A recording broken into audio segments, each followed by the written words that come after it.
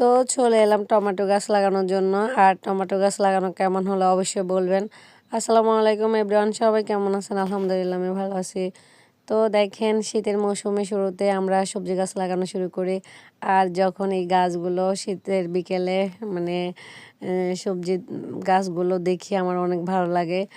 আর শীতের কালে আসলে লাল শাক, মূলা শাক, তারপর ধনেপাতা, টমেটো এই সব কিছু দেখলে অনেক ভালো লাগে। আমার তো ইচ্ছে করে সব মানে পুরা অনেক জমিনে গাছ সবজি গাছ লাগাই ফেলি। তো আসলে অনেকেরই ভালো লাগে, অনেকজনই শীতের মৌসুমে মানে সবজি ক্ষেত করতে চায়, আশেপাশে জমিনে সবজি গাছ লাগায়। আসলে এটা আমাদের দেশে বাংলাদেশে বেশিরভাগই হয়। তো আমার তো আরও বেশি ভালো লাগে। দেখেন টমেটো গাছগুলো আমার ভীষণ ভালো লাগতেছে এগুলো দেখে। তো আমি টমেটো গাছগুলো লাগাচ্ছি। তো টমেটো গাছ লাগানোর জন্য নাকি অনেক মানে দূরে দূরে লাগাতে হয়। আসলে আমার লাগানোটা কেমন হয়েছে, প্রথমত আমি একদমই ঘন লাগাই ফেলছি। ঘন লাগাই নাই, তবুও অনেকে বলতেছিল ঘন হয়ে গেছে। তো সেজন্য পরে আমি আর একটু ফাঁক ফাঁক করে লাগাচ্ছি, কারণ টমেটো গাছগুলো যখন বড় হয় তাহলে অনেক বেশি বড় হয়ে যায়। এজন্যই মানে টমেটো গাছগুলো একটু অনেক দূরে দূরে লাগাতে হয়। আর আমি তো কাজ করতে করতে একদম শেষ, কি জুতা পরছি মানে জুতা নিয়ে আসার জমিনে কোনো সময়ই পাই না। আমার ভাইয়ের এক জোড়া জুতা নিয়ে চলে আসছি।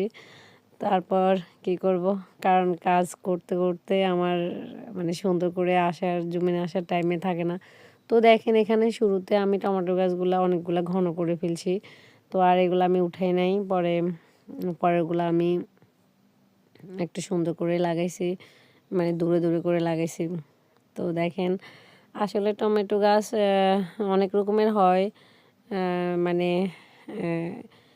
টমেটো গাছ আসলে ভালো জাতের খারাপ জাতের অনেক রকমেরই আছে, কিন্তু আল্লাহ জানে এই বছর আমার টমেটো কেমন হবে। আর প্রত্যেক বছর তো মাশাল্লাহ ভালো হয়, তবে এক বছর আমি যখন টমেটো গাছ লাগাইছিলাম তখন ছোট টমেটো হয়ে গেছে একদম, মানে ছোট একগুলা টমেটো আছে অনেক ছোট ছোট, ওগুলো হয়ে গেছিলো। আমার খুবই খারাপ লাগছিল, মানে অনেক যত্ন করে বড় করছি কিন্তু খারাপ টমেটোগুলো পড়ছিল। কিন্তু আর প্রত্যেকটা বছরই আমার ভালো টমেটো হয়েছিল। তো এবছর আমার কেমন টমেটো হয় আসলে আমি জানি না। তো আর একটা গাছ আসলে লাগাই বড় করা এটা অনেক কষ্টের। তারপরে সবজি খাওয়ার সময় তো খুবই মজা লাগে, যেটা বলার বাইরে। তো তখন মানে কি বলবো, ওই অনুভূতিটার কথা বলে শেষ করা যাবে না। তো